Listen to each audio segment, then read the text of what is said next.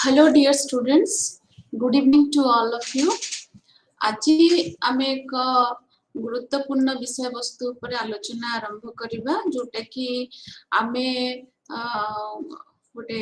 भारत बा एशिया महादेश को जेहेतु आमे बिलोंग करूचे तेणु करी ए विषय वस्तुटीर महत्व रही। तो आज ए टॉपिक टी रहउची decolonization and the state in the developing world. Decolonization कहले आमे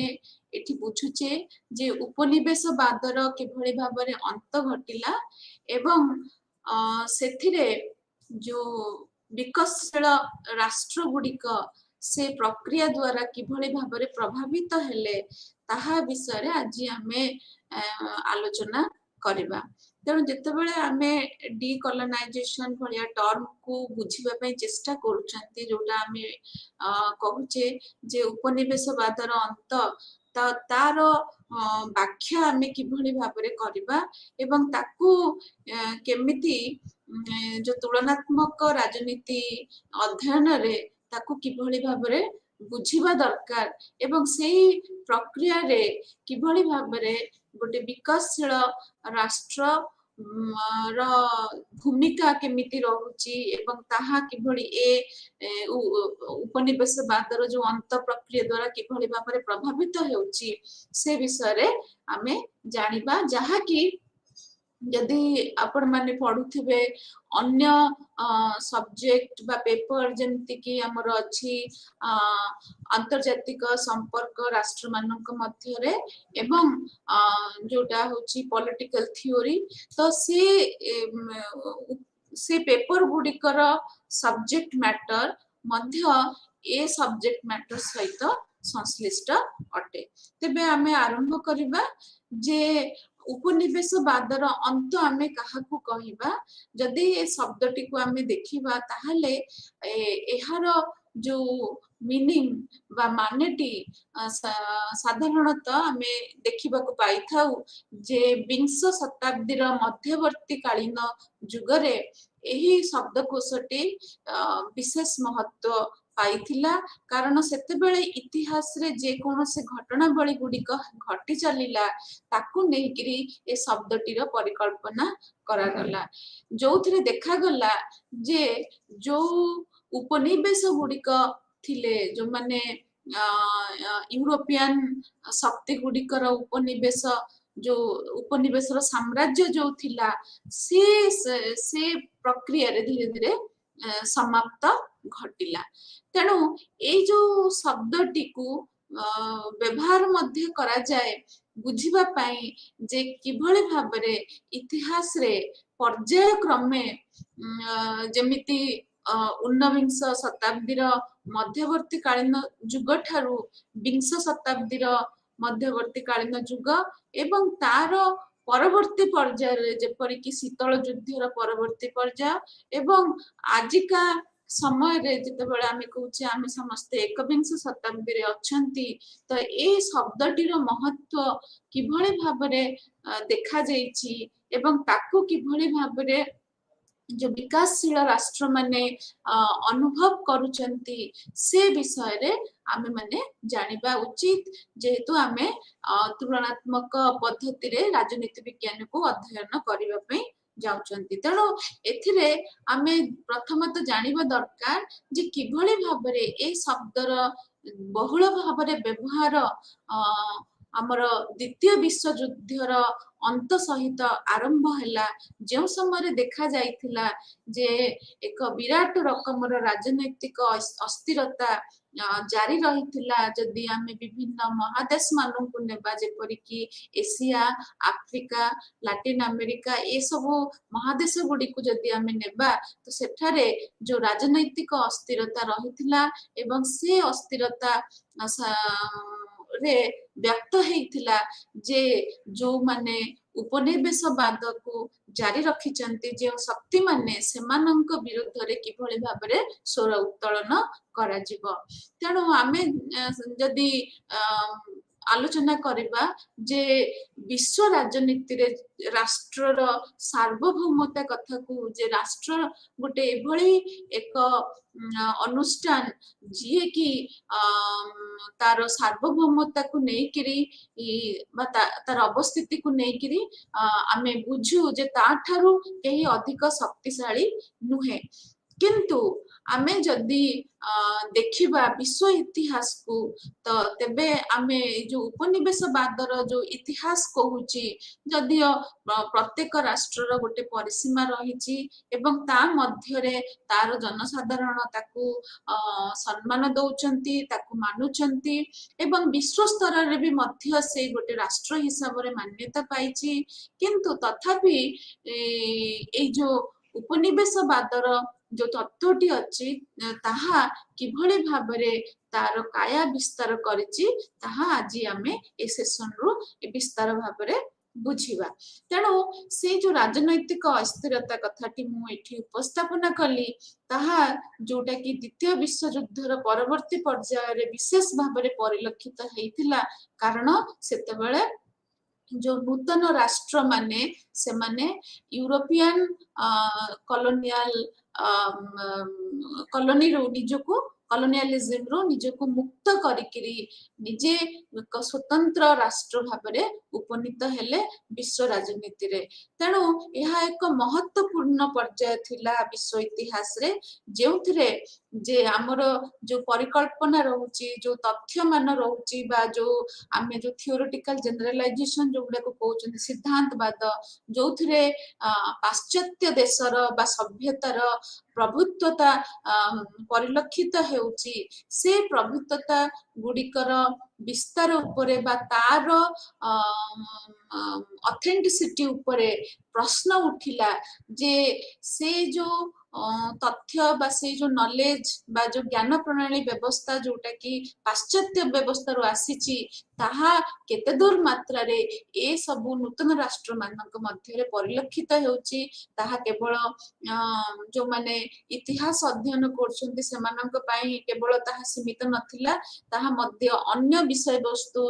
କୁ ମଧ୍ୟ ପ୍ରଭାବିତ କରିଥିଲା ଏବଂ ରାଜନୀତି ବିଜ୍ଞାନ ପାଇଁ ତାହା ଏକ ନୂତନ ଦିଗଦର୍ଶନ ଆଣିଥିଲା ଯେ କିଭଳି ଭାବରେ ଆମେ ନୂତନ ରିସର୍ଚ୍ଚ ବା ନୂତନ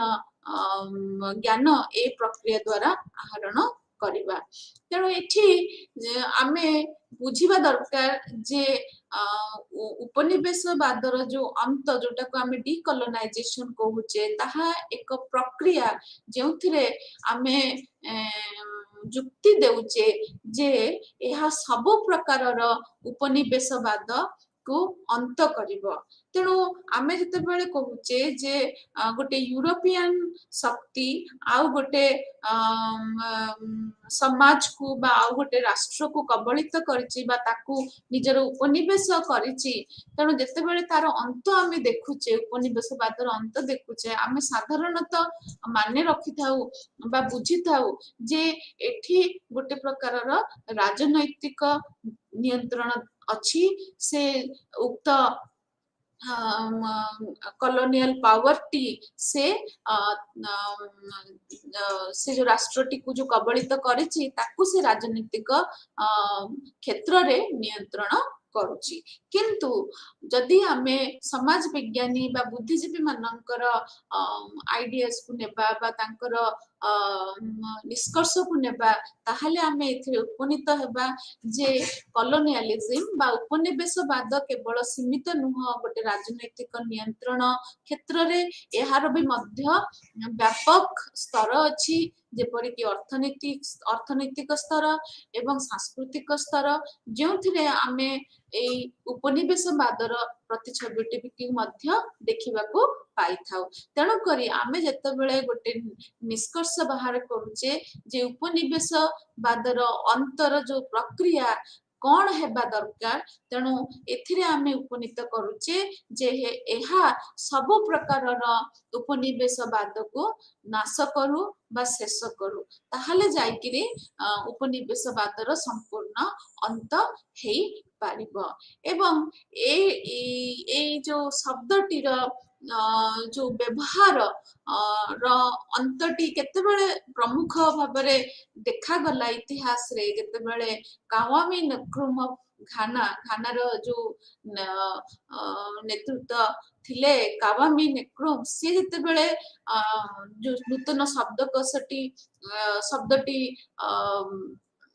व्यवहार कले जोटा कि से कहले जे नियो कॉलोनियलिज्म बा नूतन उपनिवेद नियो कॉलोनियलिज्म जो से प्रमुखता देले जे किभଳି भाबरे जो उपनिवेशवादर जो शक्ति माने उपनिवेशवादर जो माने प्रेरक से माने किभଳି भाबरे चेष्टा करूचंती तांकर जो जो मानको से माने नियंत्रण रखिथिले आगुरु सेमानଙ୍କ କ୍ଷେତ୍ରରେ କିଭଳି ଭାବରେ ସେମାନେ ନିଜର ହସ୍ତକ୍ଷେପ ଜାରି ରଖିଛନ୍ତି ତେଣୁ ଯେତେବେଳେ ଏ ଶବ୍ଦଟି ବ୍ୟବହାର କରାଗଲା ଯେ ନୂତନ ଉପନିବେଶବାଦ ତାପରେ ସେଇଠୁ ଅନୁଭବ ହେଲା ଯେ ଏଇ ଯୋଉ ଶବ୍ଦଟି ଯେ ଉପନିବେଶବାଦର ଅନ୍ତ ବା ଡିକଲୋନାଇଜେସନ ତାର ଶେଷ ହେଇଛି ଆଉ ପୁଣି ଆଉ ଗୋଟେ ନୂଆ ଯୁଗ ଆରମ୍ଭ ହେଇଛି ଯାହାକୁ ଆମେ କହୁଛେ ନିଉ କଲୋନିଆଲିଜିମ ବା ନୂତନ ଉପନିବେଶବାଦ ତେଣୁ ଏଇଟା ଏଇ ଶବ୍ଦ ଗୁଡିକର ଯୋଉ ବ୍ୟବହାର ର महत्व रही जो माने विकासशील देश तांको पई यह विशेष भाव में महत्व रही कारण से माने समस्ते जो उपनिवेशवादर अनुभव करिसेंती तेणु एठी जदि आमे विकासशील राष्ट्र मानकु देखिबा ताहले आमे तांकु साधारणतः जो शब्द द्वारा व्यवहार करूचे जे माने विकासशील राष्ट्र बोली तांकु चिन्हित करूचे से राष्ट्र मानक मध्य आमे थर्ड वर्ल्ड स्टेट बोली भी मध्य आगुरु मान्यता देउथिले बा तृतीय विश्व बोली आमे तांकु मान्यता देउथिले कारण जेते बेले ए जो उपनिवेशवादर जो प्रभुत्वतार धीरे धीरे अंत हेबा पई लागिला सेते बेले कोन हैला ना दुई प्रकारर विश्वटी दुई प्रकारर शक्ति रे विभाजित हेई गला गोटे होउची प्रथम विश्व जोटा जोथिरे आमे देखिले जे पूंजीवादी शासन व्यवस्थार जो विस्तार एवं से शासन व्यवस्था को जो शक्ति माने धारण करले बा नियंत्रण करले तांको प्रथम विश्व बोली कुहागला एवं जो माने पूंजीवादी शासन व्यवस्था को विरोध करी निजर स्वर उत्तोलन करले एवं राष्ट्रर प्रमुखता पुंजीर नियंत्रण रे जाहिर कले से माननको द्वितीय विश्व बोली कुहागला किंतु जो द्वितीय विश्व युद्ध परवर्ती पर्याय जो सब राष्ट्र माने उपनीत हेले सेते बेले कोन थिला तांको पाखरे दुईटी उपाय थिला जे से माने कहा पटरे रहिबे से माने हुए तो पूंजीवादी शासन व्यवस्थार जो प्रथम विश्व को तार सपक्ष रे जोग देई थांते बा जोटा साम्यवाद चिंतन रे उभा हेइथिबा जो द्वितीय विश्व तार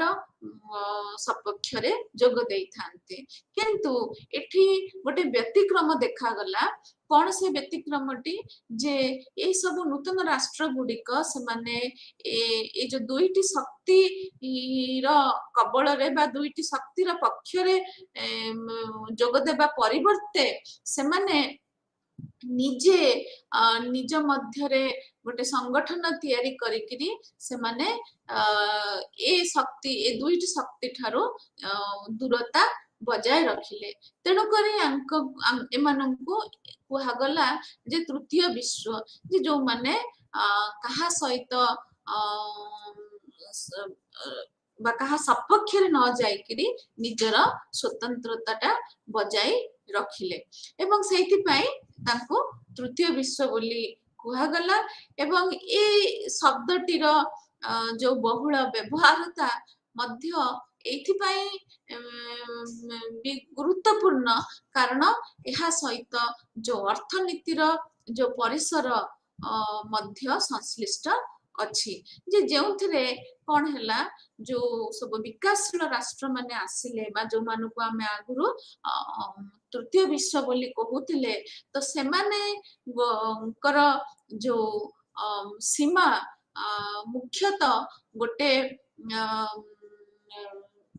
एवेन्यू प्रोवाइड कला जे किभଳି भाबरे सेठी सब प्रकारर जो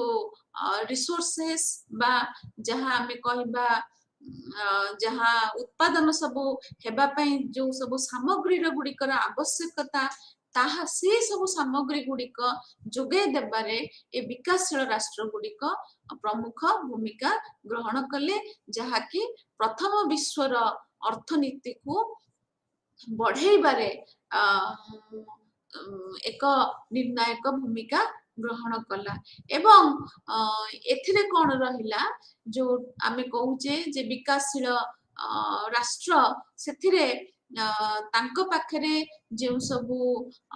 रॉ मटेरियल्स आमे ताको कहि परिबा जे जो जहा को नेकिरी ए प्रथम विश्व एवं द्वितीय विश्व मध्य निजर अर्थनीतिर विकास करबा पई सेथिरे लागि पड़िले तेणु आमे जते बेले देखुचे जे शीतल युद्धर परवर्ती पर्याय कौन हैला ना द्वितीय विश्वर विश्वटीर अंत घटिला एवं सेथि पई जो तृतीय विश्वर जो शब्दटी व्यवहार करा होउथिला ताकू आ व्यवहार करा न जायकिरी आमे विकासशील राष्ट्र बा डेवलपिंग स्टेट रो जो शब्दटी आमे व्यवहार करिबा पे लागिले तेणु एथिरे किभଳି भाबरे जो उपनिवेशवादर जो अंत से प्रक्रियार किभଳି भाबरे प्रभाव रहिछि एवं ताहा किभଳି भाबरे विकासशील राष्ट्रर अर्थनीति राजनीति एवं अन्य आभ्यंतरीण जो विषय वस्तु गुड़िक रहिला ताकू किभଳି भाबरे प्रभावित करछि से बाबदरे भी मध्य हमें जानिबा तेणु यदि जोटा वर्तमान कहली जे शीतल विश्व युद्धर परवर्ती पर्याय जो द्वितीय विश्व बा सेकेंड वर्ल्ड रो अंत घटिला एवं से प्रक्रिया रे जो प्रथम विश्व रो जो प्रभुत्वटी रो विस्तार बहुल मात्रा रे हिला एवं धरि निया गला जे प्रथम विश्वटी जय करिछि जितिछि एवं तार जो मूल्यबोध तार जो अर्थनीतिक व्यवस्थार जो मूल्यबोध तार राजनीतिक व्यवस्थार जो मूल्यबोध ताहा सार्वजनीन होइछि एवं एहा जगो भी मध्य कौन हैला जे आउ गोटे शब्दटी रो भी मध्य बहुत व्यवहार देखिबा को मिलिला जोटा को आमे कहूचे जे पोस्ट कॉलोनियल सोसाइटी बा पोस्ट कॉलोनियल स्टेट जोटा कि उपनिवेशवादर परवर्ती पर्याय रे उपनीत होइथिला एवं सेथिरे कौन रहिला जे जो माने विकासशील राष्ट्र सेमानंकर एक प्रमुख भूमिका रहिला जे सेमाने निजर राजनैतिक मत देई पारिबे बा सेमाने निजर राजनैतिक रो जो भूमि स्वतंत्रता को नेकिरी निजर स्टैंड पॉइंट विश्व दरबार रे व्यक्त करि परिबे आ सेथिरे सेमाने को आउ विशेष भाबरे चेष्टा करिवार नाही जे सेमाने को ग्रुप को बा को ग्रुप को रिप्रेजेंट करूचंती जे परि कि आमे कोचे उदारवादी चिंतन को सेमाने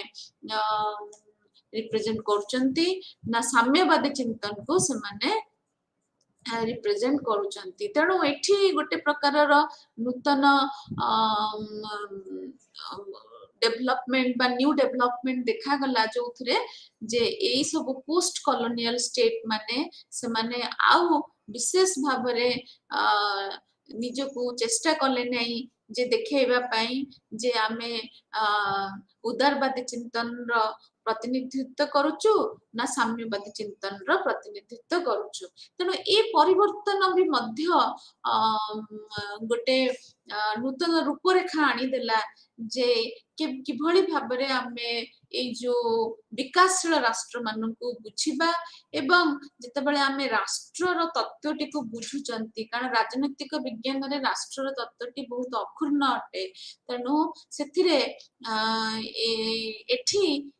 କିଭଳି ଭାବରେ ଉକ୍ତ ରାଷ୍ଟ୍ର ମାନେ ଯୋଉମାନେ କି ଆଧୁନିକ ପ୍ରକ୍ରିୟାକରଣରେ ନିଜକୁ ସାମିଲ କରିଛନ୍ତି ଏବଂ ଉନ୍ନତିର ମାର୍ଗରେ ଅଗ୍ରସର ହେଇଛନ୍ତି ଏବଂ ସେଥିରେ ସେମାନେ ନିଜର ବଜାର ଏବଂ ନିଜର ସମାଜର ବିକାଶ କରିବା ପାଇଁ ଚେଷ୍ଟାରତ ଅଛନ୍ତି। ତ ସେଇ ସମୟରେ କିଭଳି ଭାବରେ ସେମାନେ ଗୋଟେ ଯୋଉ ପାଶ୍ଚାତ୍ୟର ଯୋଉ ଢାଞ୍ଚା, ସେ ପାଶ୍ଚାତ୍ୟର ଢାଞ୍ଚା ଠାରୁ ନିଜକୁ ଅଭିନ୍ନ କରିକିରି ସେମାନେ ଗୋଟେ ପ୍ରକାରର ଶକ୍ତି ଭାବରେ ଉପନୀତ ହେଇପାରିଛନ୍ତି କି? ତ ଏ ସବୁ ପ୍ରଶ୍ନ ଗୁଡିକ ଆମ ମନକୁ ଆସେ ଯେତେବେଳେ ଆମେ ଚେଷ୍ଟା କରୁ ବୁଝିବା ପାଇଁ ଯେ ଉପନିବେଶବାଦର ଅନ୍ତ ସହିତ କଣ ହେଲା, କିଭଳି ଭାବରେ ବିକାଶଶୀଳ ରାଷ୍ଟ୍ର ମାନେ ପ୍ରଭାବିତ ହେଲେ ଏବଂ ସେମାନେ କଣ ସତରେ ଗୋଟେ ଗୋଟେ ଅକ୍ଷୁର୍ଣ୍ଣ ଶକ୍ତି ଭାବରେ ନିଜକୁ ଉଭା କରିପାରିଲେ, ନା ସେମାନେ ପୁଣି ଆଉଥରେ ଯେ ନୂତନ ପ୍ରକାରର ଯୋଉ ଉପନିବେଶବାଦରେ କବଳିତ ହୋଇକି ରହିଲେ। ତେଣୁ ଏଥିରେ ଆମେ ଯୋଉ ଏ ପୋଷ୍ଟ କଲୋନିଆଲ ଷ୍ଟେଟ ର ଯୋଉ କନସେପଚୁଆଲାଇଜେସନ ବା ପୋଷ୍ଟ କଲୋନିଆଲ ସୋସାଇଟିର ଯୋଉ କନସେପଚୁଆଲାଇଜେସନ, ଏହା ମଧ୍ୟ ଆହୁରି ଗୋଟେ ସୁଯୋଗ ଦେଲା ଯୋଉମାନେ ତୁଳନାତ୍ମକ ପଦ୍ଧତି ଅବଲମ୍ବନ କରିକିରି ଗବେଷଣାରତ ଥିଲେ ସେମାନଙ୍କୁ ଏହା ଏକ ନୂତନ ବିଷୟବସ୍ତୁ ଯୋଗାଇ ଦେଲା। ତେଣୁ ଯେମିତି ଆମେ ଦେଖୁଛେ ଯେ ଦ୍ୱିତୀୟ ବିଶ୍ୱଯୁଦ୍ଧର ପରବର୍ତ୍ତୀ ପର୍ଯ୍ୟାୟ କଥା ଆମେ ଏଠି ଧ୍ୟାନକୁ ଆଣିଲେ ଏବଂ ସେଥିରେ ଆମେ କହିଲେ ଯେ ବିଭିନ୍ନ ବିଶ୍ୱର ବିଭିନ୍ନ କୋଣରୁ ଯୋଉମାନେ ୟୁରୋପିଆନ ଉପନିବେଶବାଦର କବଳିତରେ ଥିଲେ, ସେ ରାଷ୍ଟ୍ରମାନେ ଧୀରେ ଧୀରେ ବା ସେ ଜାତି ମାନେ ଧୀରେ ଧୀରେ ଚେଷ୍ଟା କଲେ କିଭଳି ଭାବରେ ଏଇ ଯୋଉ ୟୁରୋପିଆନ ଉପନିବେଶବାଦର ଅନ୍ତ କିଭଳି ଭାବରେ ଘଟାଇ ପାରିବେ। ତେଣୁ ଏଇ ସବୁ ଉଦାହରଣ ଗୁଡିକ ଆମେ ନେଇପାରିବା ଯୋଉଟା ବିଶ୍ୱ ଇତିହାସରେ ଘଟି ଯାଇଛି। ଯେପରିକି ମରକ୍କୋରେ ଆବ୍ଦେ ଏଲକ୍ରିମ ସେ ଚ୍ୟାଲେଞ୍ଜ କରିଥିଲେ ଯୋଉ ସ୍ପେନ ଆଉ ଫ୍ରେଞ୍ଚର ଉପନିବେଶବାଦକୁ। ସେଭଳି ଭାବରେ ଇଜିପ୍ଟରେ ବି ମଧ୍ୟ ସାଦା ଜଗୋଲ ପାସା ସେ ମଧ୍ୟ ଯୋଉ ଜାତୀୟତା ଯୋଉ ଆନ୍ଦୋଳନ ଚାଲିଲା, ସେଥିରେ ବ୍ରିଟିଶ ଉପନିବେଶବାଦ ବିରୁଦ୍ଧରେ ସ୍ୱର ଉତ୍ତୋଳନ କରିଥିଲେ। ସେଭଳି ଭାବରେ ସିରିଆରେ ବି ମଧ୍ୟ ଦେଖିଲେ ଯୋଉଠି ବିଦ୍ରୋହ ହେଇଥିଲା ଯେ କିଭଳି ଭାବରେ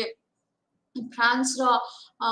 ଶକ୍ତିଟିକୁ ପରାଜୟ କରିବା ପାଇଁ ଏବଂ ଟର୍କି, ଇରାନ, ଆଫଗାନିସ୍ତାନରେ ବି ମଧ୍ୟ ଆମେ ଦେଖିଲେ ଯେ କିଭଳି ଭାବରେ ଯୋଉ ବିଦ୍ରୋହୀ ଶକ୍ତି ମାନେ ବା ନେତୃତ୍ୱ ମାନେ ସେମାନେ ଉଭା ହେଲେ ଏବଂ ସେମାନେ ଚେଷ୍ଟା କଲେ ଯେ ଆଧୁନିକକରଣ ପ୍ରକ୍ରିୟା ତାଙ୍କର ନିଜ ଦେଶରେ କିଭଳି ଭାବରେ କାର୍ଯ୍ୟକାରୀ କରିବେ। ତେଣୁ ଏଠି ପ୍ରଥମ କଥା ହେଲା ଆମକୁ ଜାଣିବାକୁ ପଡିବ ଯେ ଯୋଉ ବ୍ରିଟିଶ ଉପନିବେଶବାଦ କେବଳ ଗୋଟେ ଉପନିବେଶବାଦ ଶକ୍ତି ନଥିଲା, ତା ସହିତ ମଧ୍ୟ ଆହୁରି ଅନ୍ୟ ଶକ୍ତି ମାନେ ଥିଲେ ଯେପରିକି ଫ୍ରାନ୍ସ, ସ୍ପେନ, ପର୍ତ୍ତୁଗାଲ। ଏମାନେ ସମସ୍ତେ ଯୋଉ ଚେଷ୍ଟା କରିଥିଲେ କିଭଳି ଭାବରେ ବିଶ୍ୱର ଅନ୍ୟ କୋଣକୁ ଯାଇକିରି ନିଜର ସାମ୍ରାଜ୍ୟ ବିସ୍ତାର କରିବେ ଏବଂ ସେ ସାମ୍ରାଜ୍ୟ ବିସ୍ତାର କରିକିରି ସେମାନେ ସେଠାରୁ ତାଙ୍କୁ ଗୋଟେ ରାଜନୈତିକ ନିୟନ୍ତ୍ରଣ ରଖିକିରି ତାର ଯୋଉ ଅର୍ଥନୈତିକ ଏବଂ ପ୍ରାକୃତିକ ଯୋଉ ସମ୍ପଦ ରହିଛି ତାକୁ କିଭଳି ଭାବରେ ନିୟନ୍ତ୍ରଣ କରିବେ। ତ ଏ ସବୁ ର ମୁକ ସାକ୍ଷୀ ଆମେ ସବୁ ଇତିହାସରେ ଦେଖିବାକୁ ପାଇଥାଉ ଏବଂ ଯାହାକୁ ନେଇକିରି ଯେତେବେଳେ ପ୍ରଥମ ବିଶ୍ୱଯୁଦ୍ଧ ଘଟିଲା ବା ଯୁଦ୍ଧର ମଧ୍ୟବର୍ତ୍ତୀ କାଳୀନ ଘଟଣାବଳୀକୁ ଆମେ ଯିବା, ତାହେଲେ ଆମେ ଜାଣିପାରିବା ଯେ ସେତେବେଳେ ଯୋଉ ଉଦାରବାଦୀ ଚିନ୍ତନ टीर विकास घटुला आ जो चिंतन मध्य उपस्थापित करथिला जे पुंजीवादी व्यवस्था रे व्यक्ति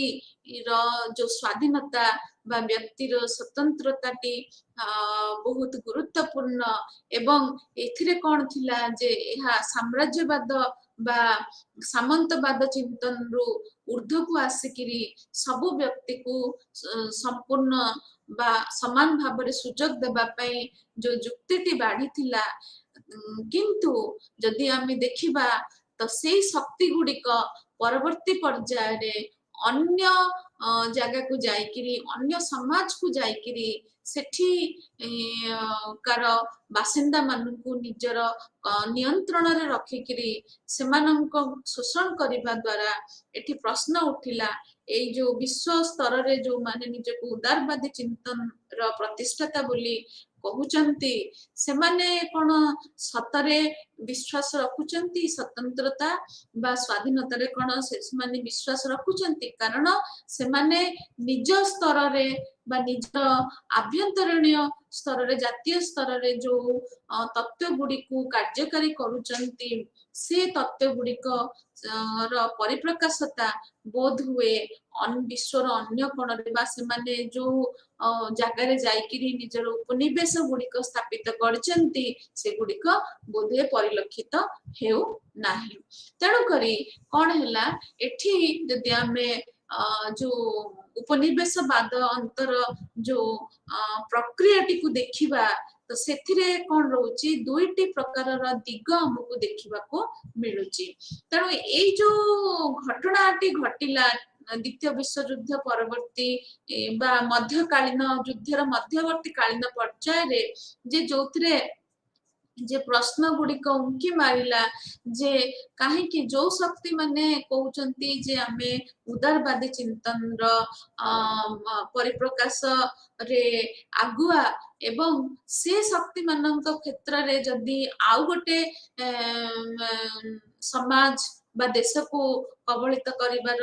जदी इच्छाटी रहुची बा परिप्रकाशित हेउची ताहले सेमानक तत्व को नेकिरी बा तार आवश्यकता को नेकिरी बा तार से ताहा समाज रे परिवर्तन जो आनिबार जो भूमिका को नेकिरी सेतिरे प्रश्न उठुची तेणु करी एठी कोन रहला आमे दुईटी प्रकार रो दिग देखिबा पई पाउचंती ए जो सब विद्रोह चलिला बा संघर्ष चलिला उपनिवेशवाद विरोध रे ताकू आमे दुईटी दिगरे देखि परिबा जे गोटे दिगरे आमे देखुचंती जे जेउथिरे जो विद्रोही माने बा जो माने संघर्ष करूथांती जे किभଳି भाबरे जो उपनिवेशवाद रो जो माने जो मानकु उपनिवेशवाद को जो माने नियंत्रित करूचंती तो ताकू किभଳି भाबरे से जगारू विताड़ित करिबा तेणु एठी देखा गला जे सेमाने जो माने संघर्ष करूथिले जे स्वाधीनता पाई जो सेमाने चेष्टा करूथिले जे किभଳି भाबरे ए जो कॉलोनियल मास्टर्स अछंती तांकू एठू काढिबे एवं सेठिकर जो सेमाने जो ढांचा आनिथिले अर्थनैतिक सामाजिक व्यवस्था रे से व्यवस्था को किंतु सेमाने विरोध करू नथिले तेणु एठी जदि आमे संघर्ष बा विद्रोही मानकर गति को देखिबा ताहले किछि जगह जे विद्रोही माने बा संघर्ष जो माने करूथिले सेमानकर धारणा थिला जे ए जो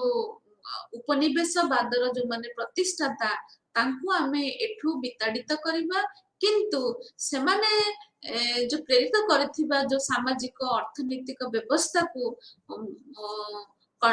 जारी रखिबा तेणु एई प्रकारर जो दिगटी देखा जाइथिला से प्रकारर संघर्ष गुडी को आमे कहूचे बा सेटा को आमे क्लासिफाई करूचे जे स्वाधीनता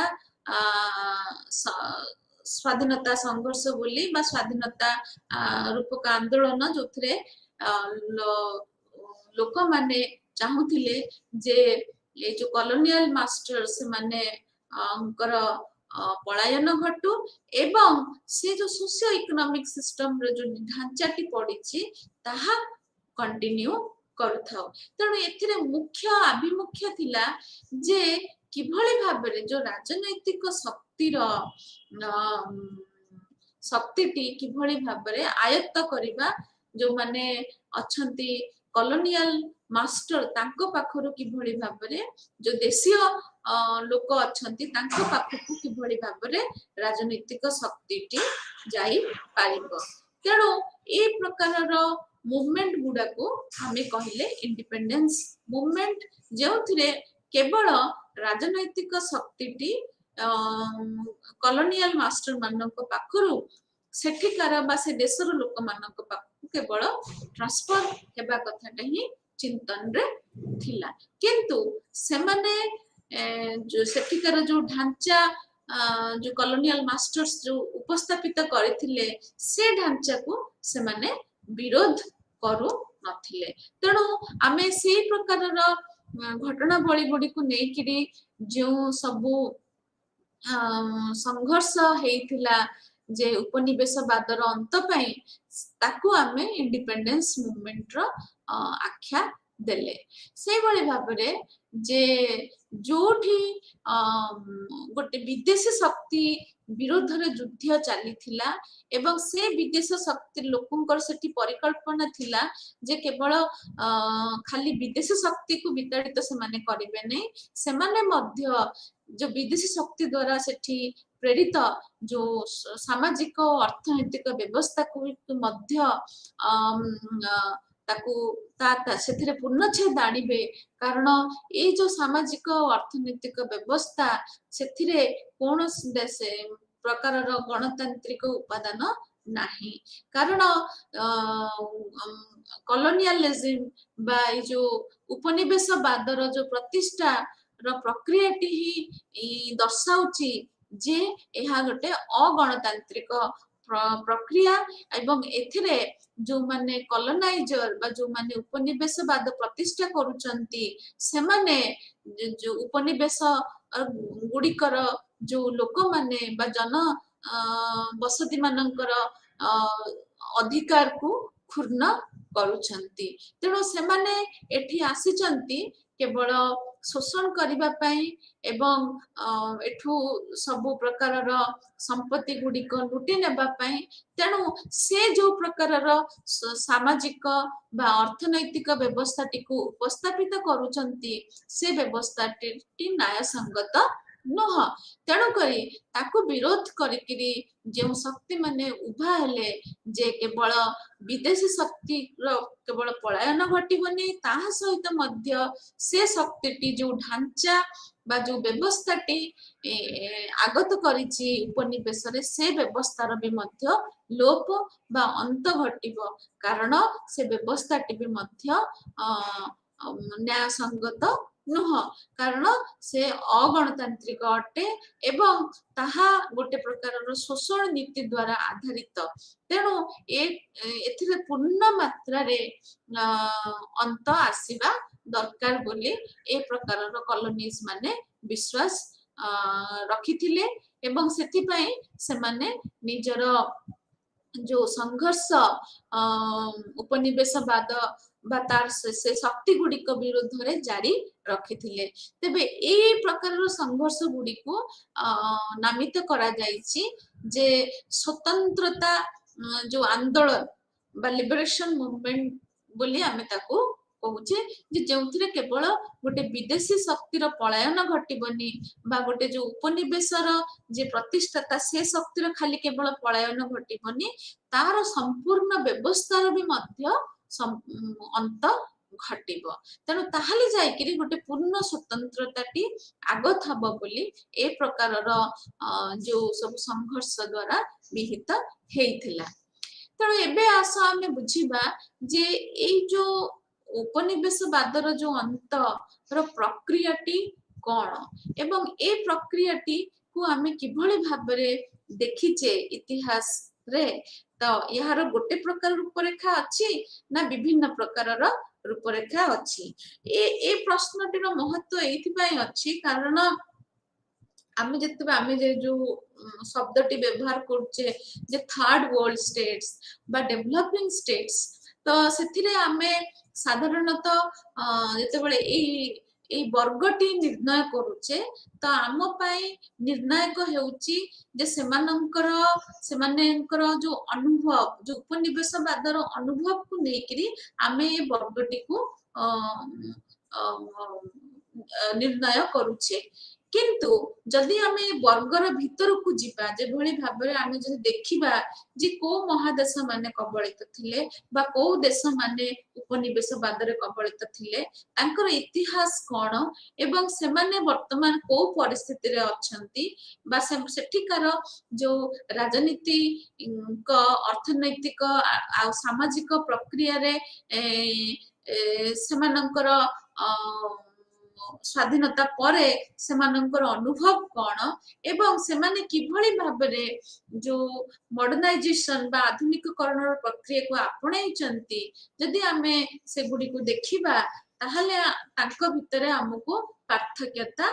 ଦେଖାଯିବ। ଯେପରିକି ଆମେ ଯଦି ନେଇପାରିବା ସାଉଥ ଏସିଆ ରିଜନ, ତ ସାଉଥ ଏସିଆ ରିଜନରେ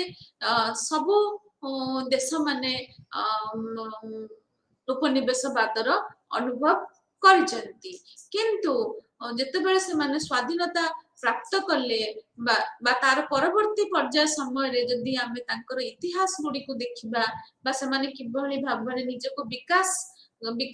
ପ୍ରକ୍ରିୟାରେ ସାମିଲ କଲେ ବା ସେଠି କିଭଳି ଭାବରେ ରାଜନୈତିକ ସ୍ଥିରତା ରହିଲା କି ନାହିଁ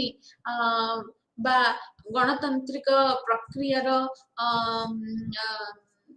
ଯୋଉ ସ୍ଥିରତାଟି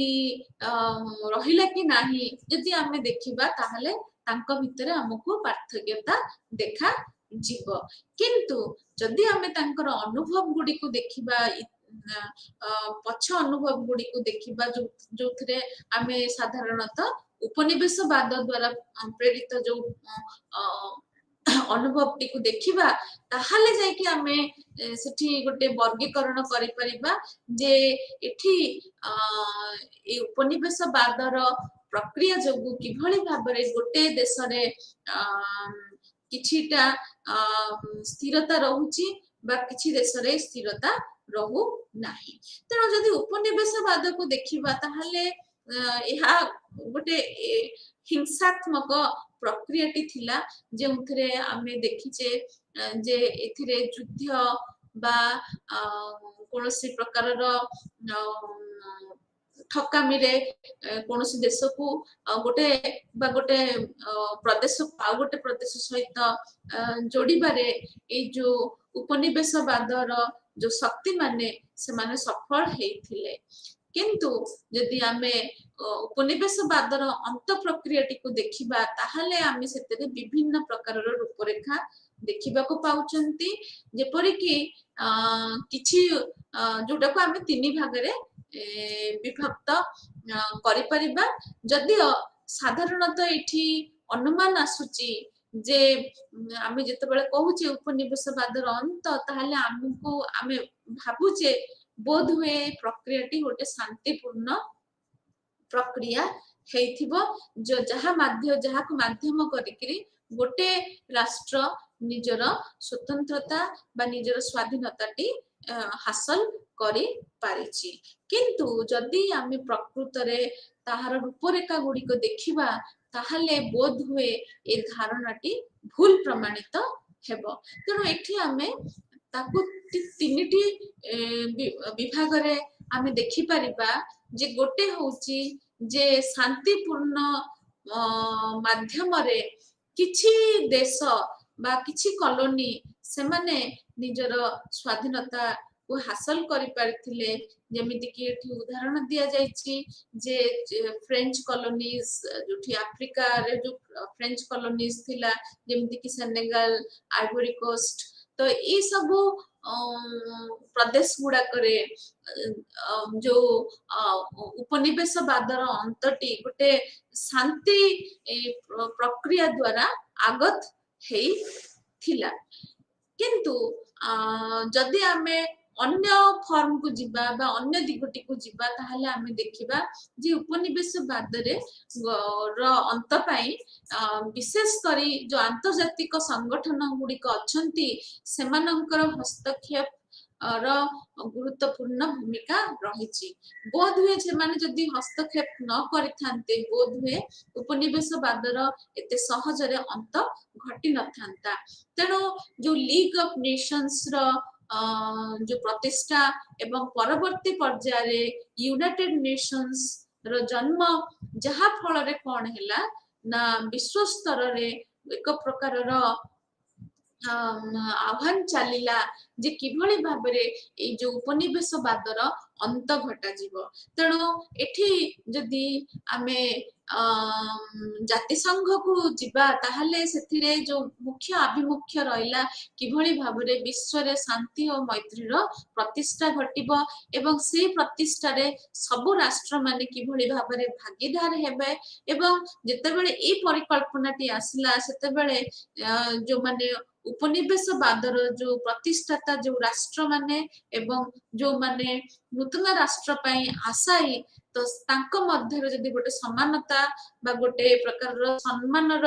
भावर आदान प्रदान न घटिबो ताहले बोधे विश्व रे शांति और मैत्री रो प्रतिष्ठा हेई परिबो नाही तेणु ए परिप्रेक्षी रे जदि आमे कहिबा जे जदि आमे छाड़ी देबा जो राष्ट्र माने निज निज स्तर रे चेष्टा करिकिरी उपनिवेशवाद विरोधर संघर्ष करिकिरी स्वाधीनता हासिल करिसंती बा मुक्ति हासिल करिसंती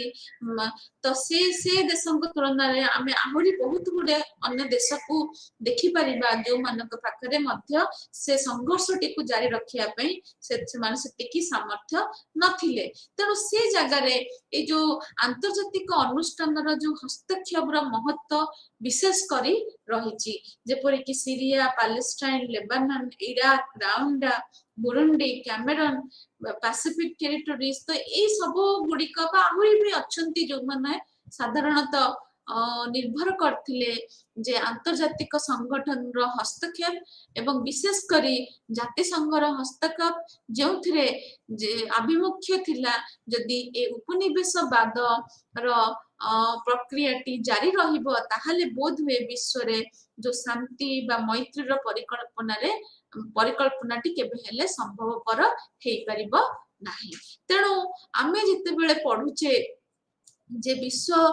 स्तर रे उपनिवेशवादर अंत किभଳି भाबरे घटिला ताहले जो आंतर्जातिक संगठन एवं विशेष करी जातिसंघर भूमिका को केबे हेले एडाई दिया जाई पारिबो नाही कारण एठी से प्रक्रियाटी को आरंभ करिवार जो निष्कर्ष बा जो माध्यम गुड़िक जातिसंघ प्रेरित करिबारे सफल होइछि तेणु आउ गोटे माध्यम भी मध्य आमे देखुचे जे किभଳି भाबरे अंत घटिला जो उपनिवेशवादर तो सेथिरे आमे कहूचे जे जो आर्म स्ट्रगल रो कंटिन्यूटी रहिला बा तार जो सस्टेनेंस रहिला बहुत दिन पर्यंत सेथिरे जो डीकोलोनाइजेशन बा उपनिवेशवादर जो अंतर जो प्रक्रियाटी विशेष करी हिंसात्मक रहिला तेणु आमे गोटे पर्याय देखिले जे शांतिपूर्ण वातावरण रे भी मध्य उपनिवेशवादर अंत घटिछि एवं हस्तक्षेप द्वारा मध्य भी उपनिवेशवादर अंत घटिछि एवं आउ गोटे होची जे हिंसात्मक बाबद रे जोथिरे युद्ध द्वारा अस्त्र शस्त्र रो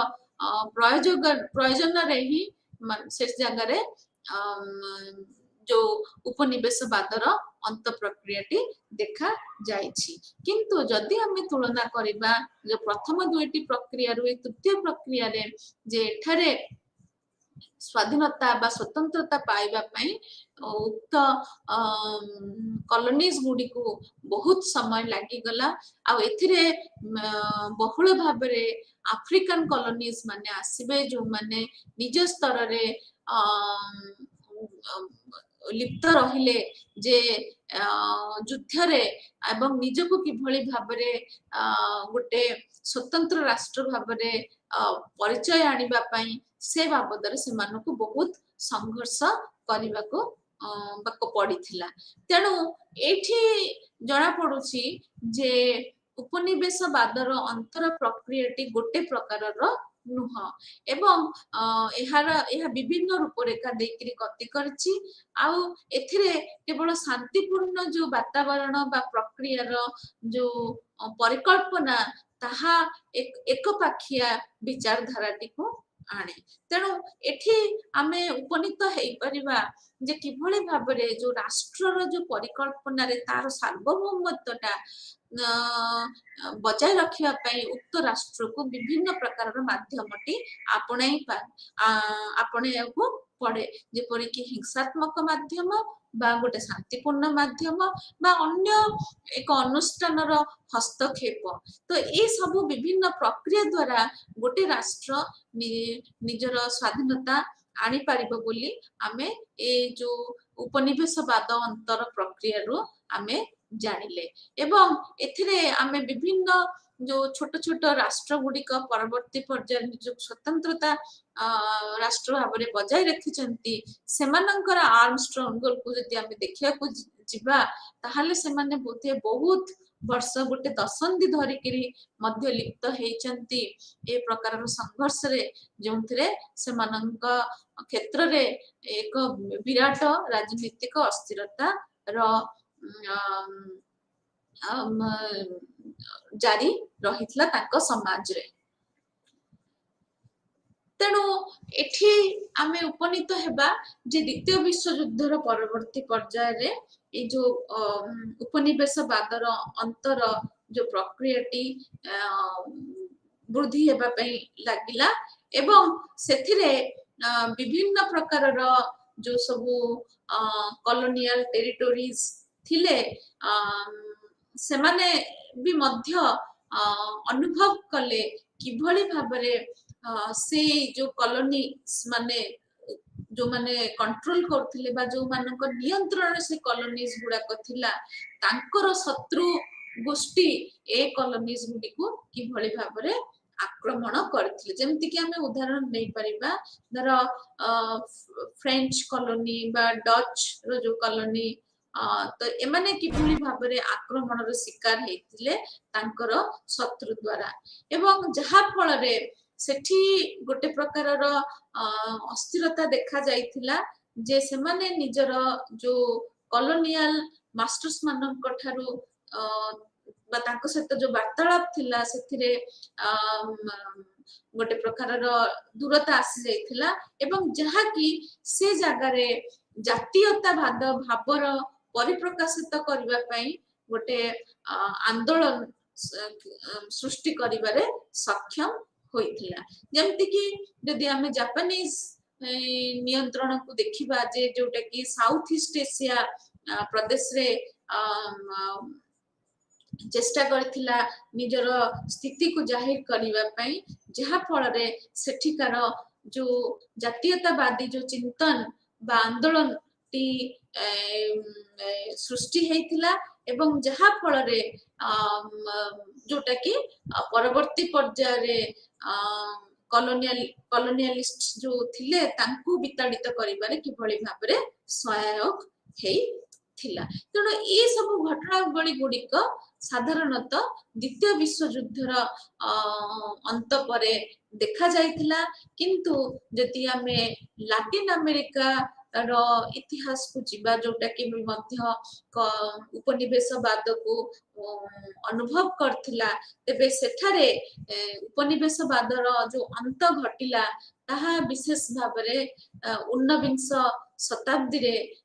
परिलक्षित हेइथिला जेतेबेले विंश शताब्दी रो मध्यवर्ती कालीन जुगरे मुख्यतः अफ्रीका एशिया महादेश रो देश माने से माने निजर संघर्ष जारी रखिले जे किभଳି भाबरे से माने मुक्त हेबे गोटे उपनिवेशवाद शक्ति रु किंतु जदि आमे लैटिन अमेरिका रो इतिहास को जीवा ताहाले सेठी आमे देखि परिबा जे तांको देश गुड़िकरे उपनिवेशवादर अंतर प्रक्रियाटी बहुत आगु आरंभ हो जाइथिला तेणु सेठी जो प्रकारर सबु कॉलोनीज थिला जो स्पेन रो आधिपत्य थिला पोर्तुगीज कॉलोनीज गुड़ाक थिला तेणु से मानकर अंत घटिला एवं सेमाने धीरे धीरे से जो लैटिन अमेरिकार जो सब राष्ट्र गुड़िक थिले मेक्सिको अर्जेंटीना वेनेजुएला तो ये सब राष्ट्र मान को धीरे धीरे ठारू निजको अलगा करने को लगिले एवं ए प्रक्रियाटी विशेष भाव में ऊनविंश शताब्दी रे परिलक्षित होता एवं तार परवर्ती पर्यायर जोटा विंश शताब्दी द्वितीय विश्वयुद्ध परवर्ती पर्यायर आम साधारणतः देखिलु जे आफ्रिका और एशिया महादेशर जो सब राष्ट्र माने सेमाने किभଳି भाबरे स्वाधीनता हासिल कले तेणु एठी सबुठु गर्वर विषय थिला बा गोटे विराट परिवर्तन मुक साक्षी कहले हबो चलिबो जोथरे आमे भारतर स्वाधीनता को भी मध्य देखिलु 1947 मसिया रे एवं ए स्वाधीनता रो जो संघर्ष चलिला एथिरे कृषक समाज रु बा आदिवासी समाज रु भी मध्य विद्रोह रहिला एवं जेउथिरे विभिन्न प्रकारर वर्गरु लोक शामिल हेकिरी ए स्वाधीनता रो जो आंदोलन को जारी रखिले एवं जहार सृष्टि साधारणतः इतिहास रे जोटा हमर 1857 मसिया रो को नेकिरी ठारो आरंभ करिकिरी 1947 मसिया पर्यंत भीतर जो जुग गुडी को आमे नहीं थाउ जे किभଳି भाबरे भारतर स्वाधीनता रे ए सब जो पीरियड बा फेजेस गुडाक केते गुरुत्वपूर्ण जोटा रे भारत रे जो जातीयतावादर जो चिंतनटी परिप्रकाश हेतिला एवं जहा फल रे हमर देश रे स्वाधीनता आसीथिला एवं ए चिंतनटी को आगे देबा पई महात्मा गांधी जो अतुलनीय अवदान मध्य एथिरे देखा जाइथिला जोथिरे दुईटी मूल्यबोध उपरे आमे तार जुक्तियुक्तता बा तार शक्ति उपरे मनुष्य समाज अनुभव कला जहाँकि जोटा कि होची जे नॉन वायलेंस आउ नॉन कोऑपरेशन तेणु आको नेकिरी अहिंसा रो जो आदर्श को नेकिरी आउ असहमति रो जो आदर्श को नेकिरी जो चलिला आंदोलन महात्मा गांधी नेतृत्व रे ताहा भारत को स्वाधीनता आनीदेला एवं से स्वाधीनता टाकू भी मध्य आमे गोटे गण आंदोलन बा जन आंदोलन रो आख्या देले कारण एथिरु सबु वर्गर लोक निजर विभिन्नता भूलिकिरी निज निज मध्य बा निजर स्थिति को भूलिकिरी जे से माने सामाजिक बा अर्थनैतिक स्तर रे किभଳି भाबरे अछंती ताकू भूलिकिरी से माने समस्त एकजुट हेले एवं योगदान देले जे किभଳି भाबरे भारत स्वाधीनता पाइबो तेणु एठी आमे ए जो सबु प्रक्रिया रे जो स्वाधीनतार संग्राम बा आमे कहबा जो मुक्तिर संग्राम रे जो जो ज्ञान आहरण कले सेथिरो आमे जदि आमे जिबा तुलनात्मक पद्धति को ताहले आमे आकु किभଳି भाबरे बुझिबा एवं ताकू जो राष्ट्र जो परिकल्पना जो रहिची जोटा कि विशेष करी जो पाश्चात्य देशर ज्ञान द्वारा प्रभावित अटे बा कॉन्सेप्चुअलाइज्ड हेची तो से कॉन्सेप्चुअलाइजेशन ता किभଳି भाबरे ताकू आमे व्याख्या करि परिबा विकासशील राष्ट्र मानक क्षेत्र रे तेणु एठी जो तीनिटी दिग्दर्शन रही बा तीनिटी जोटा आमे कहि परिबा लेंस बा फ्रेमवर्क रही ताहा किभଳି भाबरे डेवलपिंग वर्ल्ड बा विकासशील राष्ट्र बा थर्ड वर्ल्ड को नेकिरी ଏଇ ଯୋଉ ଆଦର୍ଶ ବା ସିଦ୍ଧାନ୍ତର ଯୋଉ ଯୁକ୍ତିଯୁକ୍ତତା କିଭଳି ଭାବରେ ରହିଛି ତାହା ଆମେ ଆଲୋଚନା କରିବା ଉଚିତ, ଯେହେତୁ ଆମେ ତୁଳନାତ୍ମକ ପଦ୍ଧତିଟିକୁ ଏଠି ଆଣୁଛନ୍ତି ଏବଂ ସେଥିରେ ବିଭିନ୍ନ ବିଚାରଧାରା ବା ବିଭିନ୍ନ ସିଦ୍ଧାନ୍ତର ଯୋଉ ଯୁକ୍ତିଯୁକ୍ତଟାକୁ ଆମେ ଅଧ୍ୟୟନ କରିବା ଉଚିତ। ତେଣୁ ବହୁତ ବିତର୍କ ରହିଛି ଯେ କିଭଳି ଭାବରେ ଆମେ ବୁଝିବା ଯେ ରାଷ୍ଟ୍ରର ପ୍ରକୃତି କେମିତି ହେବା ଦରକାର। ଆଉ ଯଦି ଆମେ ଦେଖିବା ପାଶ୍ଚାତ୍ୟ ଇତିହାସରେ ବା ପାଶ୍ଚାତ୍ୟ ଅଧ୍ୟୟନରେ ରାଷ୍ଟ୍ରଟିକୁ ବୁଝିବା ପାଇଁ ବିଭିନ୍ନ ପ୍ରକାରର ସିଦ୍ଧାନ୍ତ ଗୁଡିକ ମଧ୍ୟ ଉପସ୍ଥିତ ଅଛନ୍ତି, କିନ୍ତୁ ସେଇ ସିଦ୍ଧାନ୍ତ ଗୁଡିକର ଯଥାର୍ଥତା କିଭଳି ଭାବରେ ଏଇ ଯୋଉ ତୃତୀୟ ବିଶ୍ୱ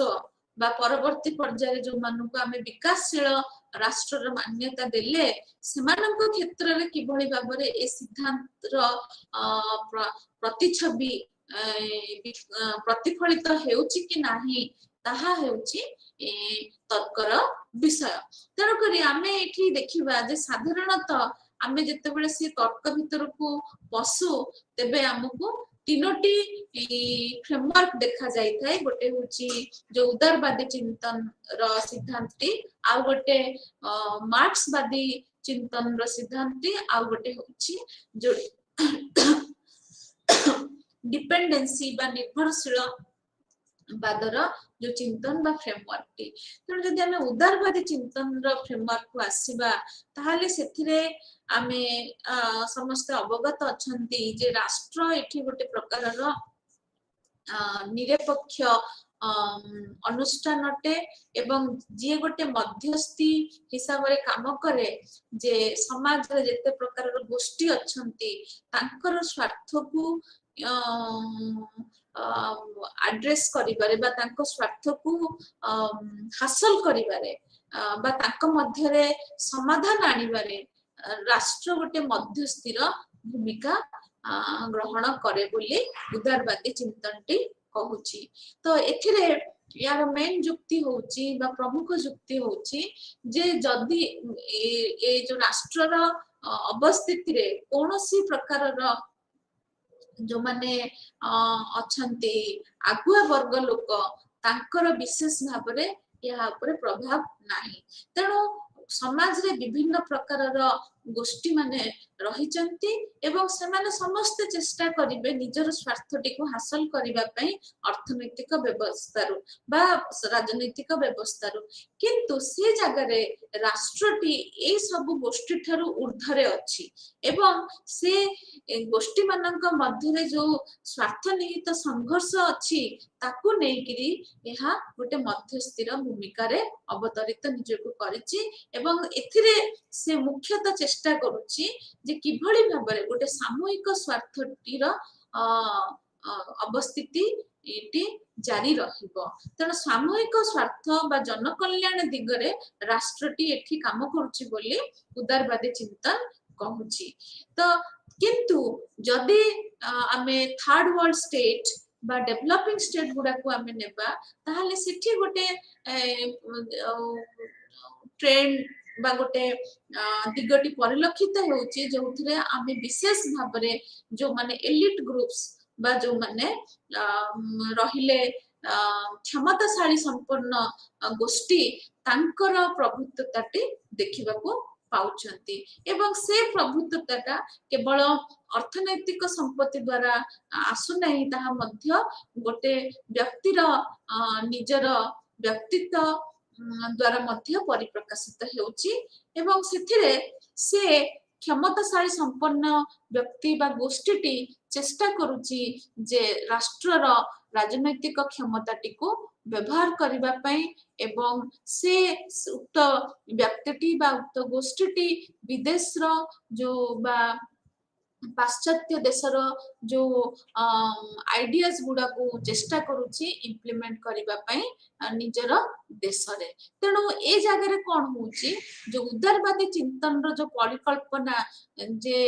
राष्ट्रटी गोटे रकमर निरपेक्ष अनुष्ठान ताहा विशेष भाव में थर्ड वर्ल्ड स्टेट बा डेवलपिंग स्टेट रे परिलक्षित हेई पारो नाही जदि हमें मार्क्सियन फ्रेमवर्क को जीवा ताले मार्क्सियन फ्रेमवर्क रे भी आमे जानिचे जे राष्ट्रटी गोटे एठी निरपेक्ष अनुष्ठान नुह तेणु जेतेबेले आमे थर्ड वर्ल्ड स्टेट रो जो परिकल्पनाटी आनुचे बा डेवलपिंग कंट्रीज रो परिकल्पनाटी आनुचे ताहाले एठी जो रहुची